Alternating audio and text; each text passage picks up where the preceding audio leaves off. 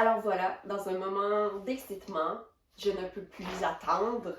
J'aurais le goût de tout vous dire, tout vous raconter. C'est un périple de longue haleine, mener ce roman à naissance. Mais ce soir, j'ai décidé de craquer et de vous offrir certains extraits du roman afin de vous tenir en haleine, tout comme moi qui ai très hâte de le partager avec vous.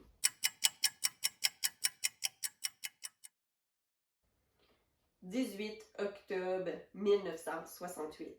Chère Jeanne Benoît, je te déteste tellement. Combien de fois vais-je devoir te le répéter?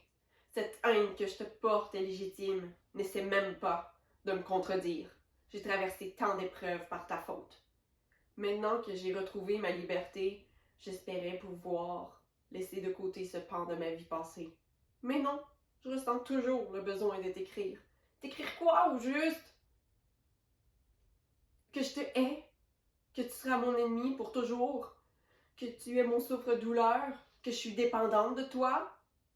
Y a-t-il une seule et bonne raison qui justifie que je souhaite être volontairement à tes dépens? Après tout ce que j'ai vécu, je devrais fuir, car je connais le prix de la dépendance. Mais non, je reste là, fidèle au poste.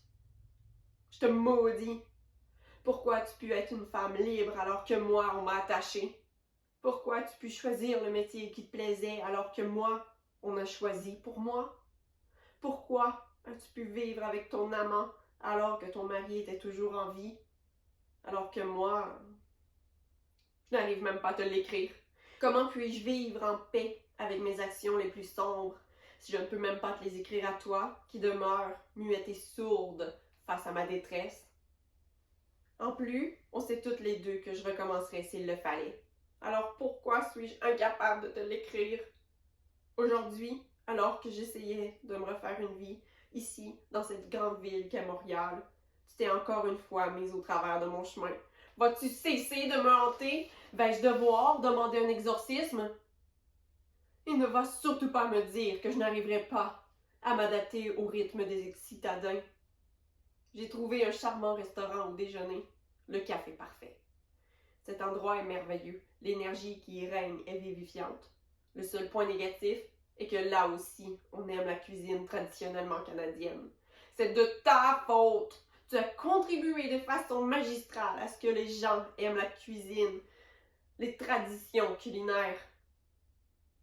Explique-moi pourquoi on cuisine la citrouille et les épices à l'automne, la canneberge à Noël, le sirop d'érable à Pâques et les petits fruits en été.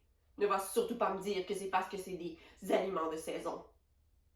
Là-bas, j'ai ressenti des émotions. Il y avait des tableaux. Je me suis sentie revivre. Haineusement, Anne Brisson.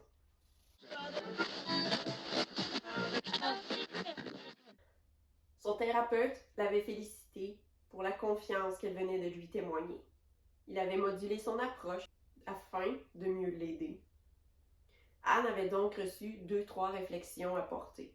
Elle comptait bien s'y atteler, mais avant, elle devait mettre le grappin sur la job du siècle.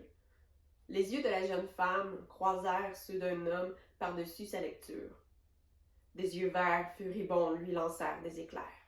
Elle ravala péniblement sa gorgée de thé. Leurs regards restèrent accrochés. Les villageois des alentours étaient tous rentrés chez eux. Ils tiraient les rideaux, il allait se cacher loin des fenêtres. Une bataille mortelle allait avoir lieu dans l'allée centrale. Le cliquetis des éperons de l'homme n'annonçait rien de bon. Elle se refusa de rendre les armes. Elle continua à soutenir son regard meurtrier. Elle s'était promise que rien ni personne ne pourrait plus jamais la faire plier. Elle savait maintenant qu'elle valait tout autant que les autres. Elle avait confiance en elle, du moins elle essayait. Ce n'était pas le temps de la soumission. Elle agrippa son arme à sa ceinture. Il fit de même. Il était prêt.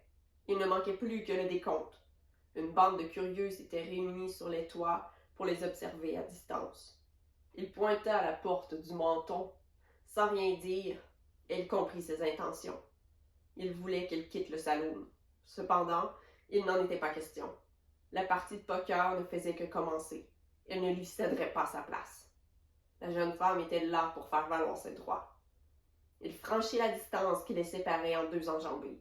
Il plaça une main de chaque côté d'elle sur la table de jeu. Il la menaça de son regard démoniaque. Il n'avait pas besoin de dire quoi que ce soit. La jeune femme était déjà suffisamment intimidée. Mais encore une fois, elle fit preuve de courage. Elle ne renonça pas. Elle tenta de le bluffer. Une main solide agrippa l'épaule de son assaillant et le fit pivoter. Le duel venait d'être rompu. « Eden, qu'est-ce que tu fais? » L'importun ne disait rien. Il avait revêtu un masque d'indifférence. « Ne crois pas que je vais endurer ce genre de comportement, même si tu es mon frère. Anne est mon amie et une bonne cliente. Tu la laisses tranquille. » Anne réalisa que le mystérieux peintre dont elle aimait tant l'étoile était en fait cet homme menaçant au regard vert. Ce même homme était le frère de Clémence. Ce frère qui était de retour de prison.